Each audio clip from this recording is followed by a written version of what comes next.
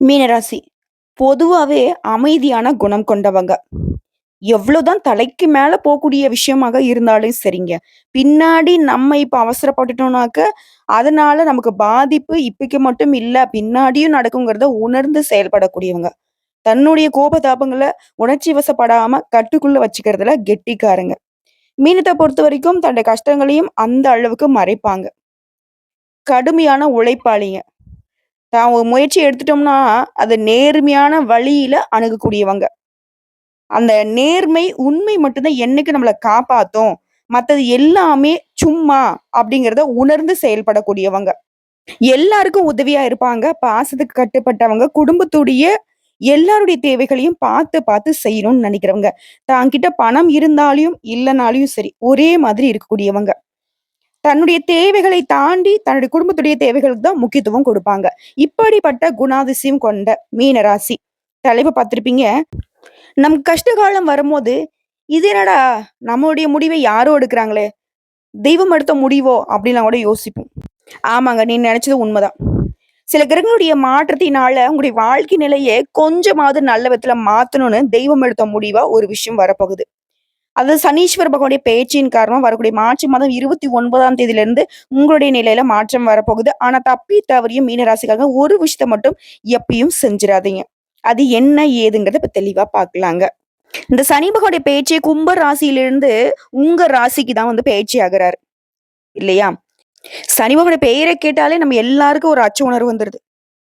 ஏன்னா, அவரு வந்து எப்பவுமே கெட்டத மட்டுமே செய்யற மாதிரி. சொல்லப்போனா இவர மாரி நீங்க செய்யக்கூடிய நல்லதுக்கும், கெட்டதுக்கும் தகுந்த மாரி பலன் குடுக்கறதுக்கு வேற யாரும் இருக்க மாட்டாரு. அதனால தான் நவகிரகங்கள்ல இவருக்கு மட்டும் ஈஸ்வரன் பட்டம் இருக்கு. இல்லையா? இவர் வந்து அடுத்த 2 1/2 வருஷத்துக்கு மீன ராசியில தான் பயணிக்க போறாரு. மீன ராசிங்கிறது குருவுடைய வீடு. அதாவது கிட்டத்தட்ட 2027ஆம் ஆண்டு ஜூன் மாதம் வரைக்கும் மீன ராசியில தான் இருக்க போறார். பொதுவாவே ஒரு ராசியில அதிக காலம் இருக்கிறது இவர்தான். சனி கொடுத்தால் யார் தடுப்பார்? அந்த அளவுக்கு பலம் வாய்ந்த கிரகம்னாக்க இவர்தான். 12 ராசியிலே எந்த ராசியில சனி பகவான் பெயர்ந்தாலும் சரிங்க.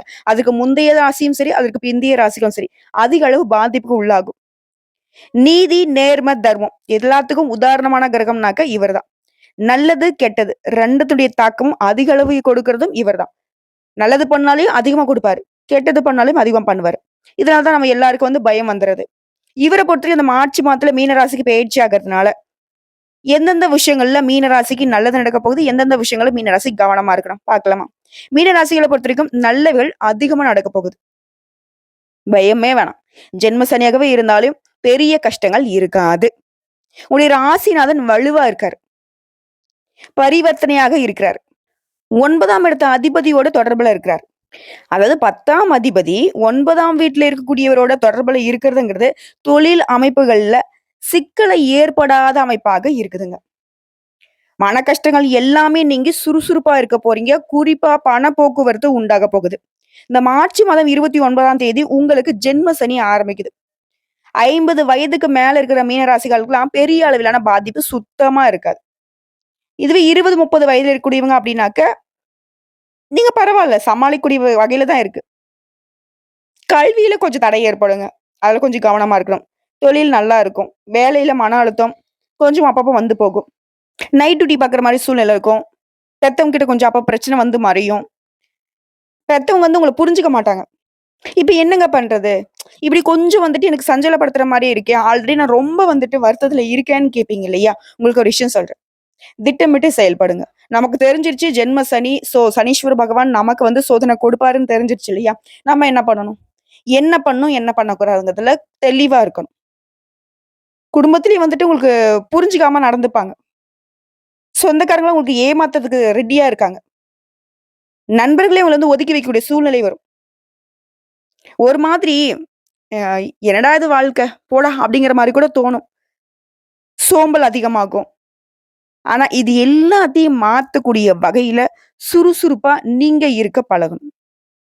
அதாவது சனி பெயர்ச்சி பார்த்தோம்னாக்க, திருக்கணித பஞ்சாங்கத்தின்படி 29/3/2025 அன்னைக்கு நடக்கப் போகுது. அதே சமயம் வாக்கிய பஞ்சாங்கத்தின்படி பார்த்தோம்னாக்கா, அது அடுத்த வருஷம் 2026 6/3/2026 தான் நடக்கப் போகுது. இப்ப திருக்கணித பஞ்சாங்கத்தின்படியே நமக்கு வந்துட்டு பலன்கள் தொடங்குங்க. அப்படி பார்க்கிறப்போ, இந்த பெயர்ச்சிங்கிறது சனி பகவான் பூரட்டாதி நட்சத்திரம் 3ஆம் பாதம் கும்ப ராசியில இருந்து பூரட்டாதி நட்சத்திரம் 4ஆம் பாதம் மீன ராசிக்கு பெயர்ச்சி ஆகுறார்.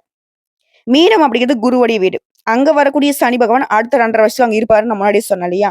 அதோட இவரை தொடர்ந்து முக்கிய கிரகங்களாக இருக்கக்கூடிய முழு சுபகிரகம்னு சொல்லக்கூடிய நல்லத மட்டுமே செய்யக்கூடிய குரு பகவானுடைய மாற்றமும், ராகு கேதுனுடைய மாற்றமும் நடக்கப் போகுது. இந்த ராகுவும், கேதுவும் சனி பகவானுக்கு அடுத்தபடியே நம்மள பயமுறுத்தக்கூடியவங்க. நிழல் கிரகம், பாம்பு கிரகம். எப்ப வந்துட்டு கொடுப்பாங்க, எப்ப கெடுப்பாங்கன்னு தெரியாது.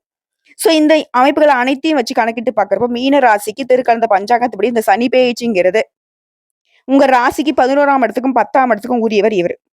இப்ப உங்க ராசிக்கு, அதாவது ஜென்ம ராசியான மீனத்துக்கே வர்றதுங்கிறது, இது 7 1/2 சனி. உங்களுக்கு ஜென்ம சனியுடைய காலகட்டம். அதே சமயம் இது குருவுடைய வீடுங்கிறதுனால, அடுத்து வரக்கூடிய குரு, ராகு, கேது பெயர்ச்சிகள் உங்களுக்கு சாதகமா இருக்கிறதுங்க. கவனிக்கப்பட வேண்டியதா இருக்கு. சனீஸ்வர பகவான் ஏதாவது உங்களுக்கு ஆபத்த குடுக்கணும்னு நெனச்சானாக்க, இந்த குரு பகவானும், ராகு, கேதுவும் உங்கள பாதுகாத்து நிக்கிறாங்க. சனீஸ்வர பகவானே, நீங்க தப்பு பண்றீங்க. மீன ராசி உங்களுக்கு இடம் கொடுத்திருக்கு. இவங்கள பாதிப்புக்கு உள்ளாக்காதீங்க. இத கொஞ்சத்துக்கு நீங்க செய்யணுங்கிற விஷயத்த செய்யுங்க. நாங்க தடுக்கிற விஷயத்துல கவனமா இருந்துக்கிறோம்னு சொல்றாங்க.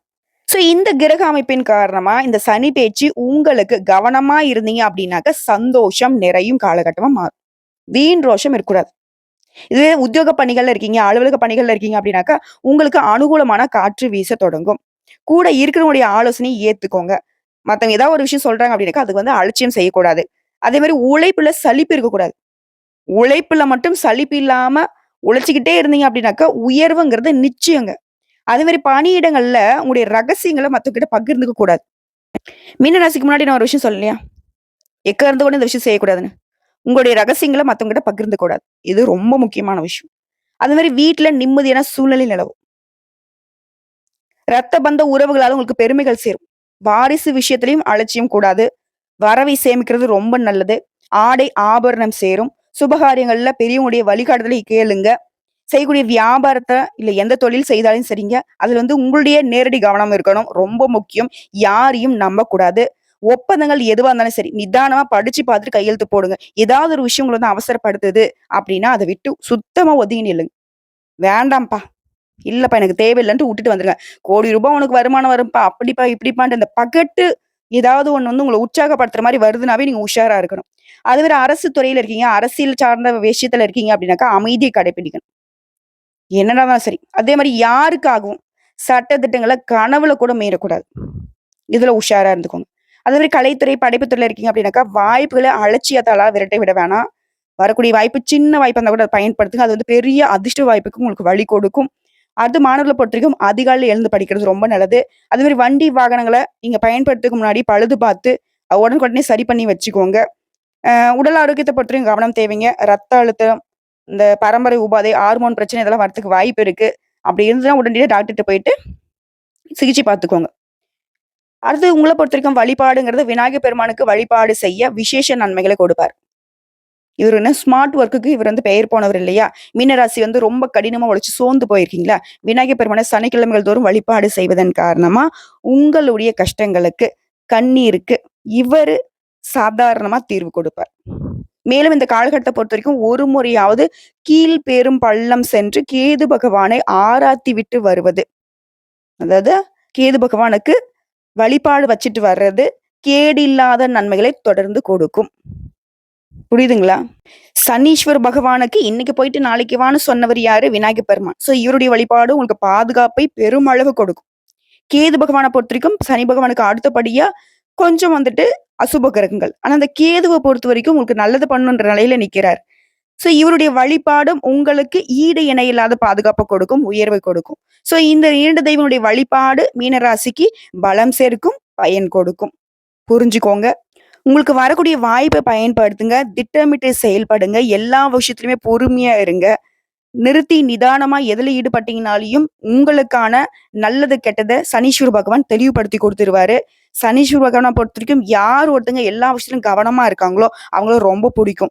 மீனராசிக்கு நம்ம சொல்லக்கூடிய விஷயம் என்னக்கா, ஜென்ம சனியாகவே இருந்தாலும் நீங்க பாதுகாப்பு உணர்வோட இருக்கணும். எந்த இடத்துலயும் பதட்டப்படக்கூடாது, பயப்படக்கூடாதுன்னு நினைக்கிறீங்களா? எல்லாத்துலயுமே விழிப்புணர்வோடு செயல்படுங்க. அதாவது மீனராசியை பொறுத்தவரைக்கும் இத்தன நாளா விரய சனியா இருந்தாரு. இப்ப ஜென்ம சனியா மாறுறாரு.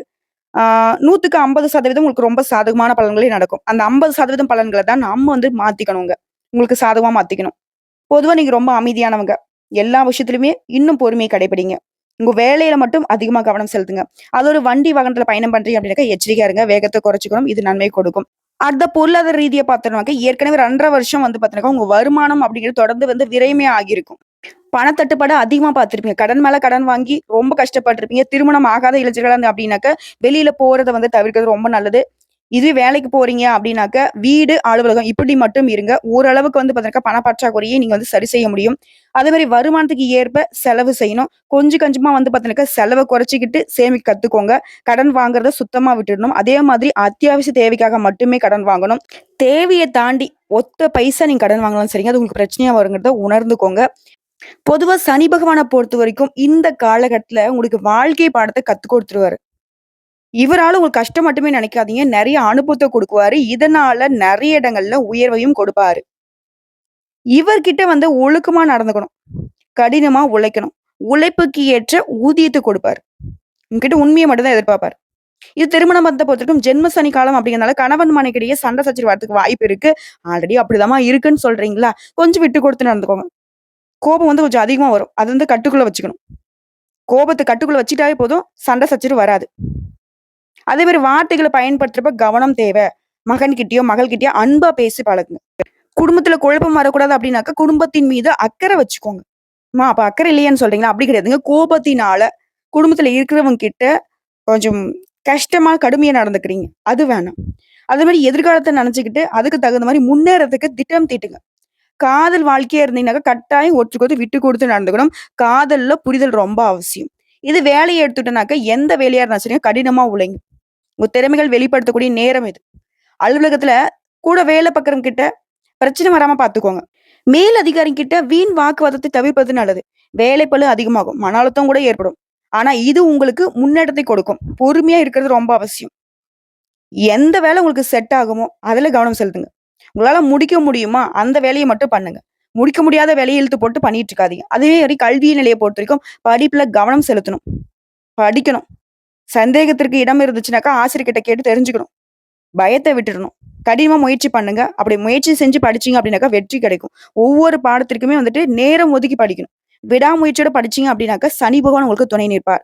அடுத்து உடல் ஆரோக்கியத்த பொறுத்தவரைக்கும் மன அழுத்தம் ஏற்படுங்க. உடல் ஆரோக்கியத்துல அக்கறை காட்டணும். உடற்பயிற்சி பண்ணணும். யோகா பண்ணணும். எல்லா விதங்களையும் கவனம் வேணும். நடைப்பயிற்சி கூட பண்ணணும். நம்மளுடைய ஆரோக்கியத்தை கெடுக்கக்கூடிய குடிப்பழக்கத்த சுத்தமா தவிர்த்துடணும். ஆரோக்கியமான உணவுகள எடுத்துக்கணும். பழங்கள், காய்கறிகள அதிக அளவு சேர்த்துக்கோங்க. சிலருக்கு வந்து முதுகு பிரச்சனை வரதுக்கு வாய்ப்பு இருக்குதா, முன்னெச்சரிக்கையாக இருப்பது ரொம்ப அவசியம். அடுத்து காதல பொறுத்தவரைக்கும் காதல் வாழ்க்கையில விரிசல் ஏற்படுறதுக்கு வாய்ப்பு இருக்கு. புரிதல் இருக்கணும். உண்மையான காதலுக்கு சனி பகவான் பச்சை கொடி தான் காட்டுவாரு. உண்மையான காதல இவரே சேர்த்து கூட வைப்பார். திருமணத்தை மீறி உறவு வச்சிருவங்கள காட்டி கொடுத்துருவாரு. அதே நேரத்துல அதுக்கான தண்டனையும் கொடுப்பாரு. கணவன் மனைவி உறவுல விட்டு கொடுத்து செல்வது ரொம்ப நல்லது. உங்க துணைக்கிட்ட எதையும் மறைக்காதீங்க. அவங்களுக்கு உண்மையா நடந்துக்கோங்க. எதிர்காலத்துக்கு என்ன தேவையோ அதுல கவனம் செலுத்துங்க. காதல் உறவுல கவனமும் எச்சரிக்கையும் ரொம்ப அவசியம். காதல் உறவ அடுத்த கட்டத்துக்கு கொண்டு செல்ல ஒருத்தர பத்தி ஒருத்தர் வந்து நல்லா தெரிஞ்சுக்கோங்க. அதே மாரி 2 பேருக்கு இடையில வந்து புரிதல் ரொம்ப அவசியம். கருத்து வேறுபாடை தவிர்க்கிறது ரொம்ப அவசியம். நெறைய விஷயங்கள திருப்பி திருப்பி சொல்றேன். சனீஸ்வர பகவானுக்கு இதுதான் புடிக்கும், புடிக்காதுங்கிறத நம்ம தெளிவுபடுத்தியிருக்கோம். அத பார்த்து எது வேணுமோ, எது வேணாங்கிறத நீங்க முடிவு பண்ணிக்கோங்க. உங்கள பொறுத்தவரைக்கும் பரிகாரம். வாரந்தோறும் சனிக்கிழமைகள்ல ஊனமுற்றவங்களுக்கு சாப்பாடு தானம் செய்யணும். சனிக்கிழமைகள்ல விநாயகர் பெருமான் வழிபாடு, ஆஞ்சநேய பெருமான் வழிபாடு, சனி பகவான் வழிபாடு செய்யுங்க. அதே மாரி சனிக்கிழமைகள்ல உங்களால முடிஞ்சதுனாக்க, துப்புரவு தொழிலாளர்களுக்கு செருப்பு வாங்கி குடுக்குறது, உணவு, உடை தானம் குடுக்குறது பண்ணலாம். அது மாரி ஏழையா இருக்காங்க பார்த்தீங்களா? வாழ்வாதாரத்துக்கு கஷ்டப்படுறாங்க பார்த்தீங்களா? அவங்களுக்கு உங்களால முடிஞ்ச அளவுக்கு உதவி பண்ணுங்க. அதே மாரி சனிக்கிழமைகள்ல மது மற்றும் அசைவ உணவுகளை தவிர்த்து விரதம் இருந்தீங்க அப்படின்னாக்கா, சனி பகவானுக்கு ரொம்ப பிடிக்கும். அதே மாரி பறவைகள் மற்றும் விலங்குகளுக்கு உணவு குடுக்குறது, தண்ணீர் குடுக்குறதெல்லாம் உங்களுக்கு உச்சபட்ச உயர்வை கொடுப்பார் சனீஸ்வர பகவான்.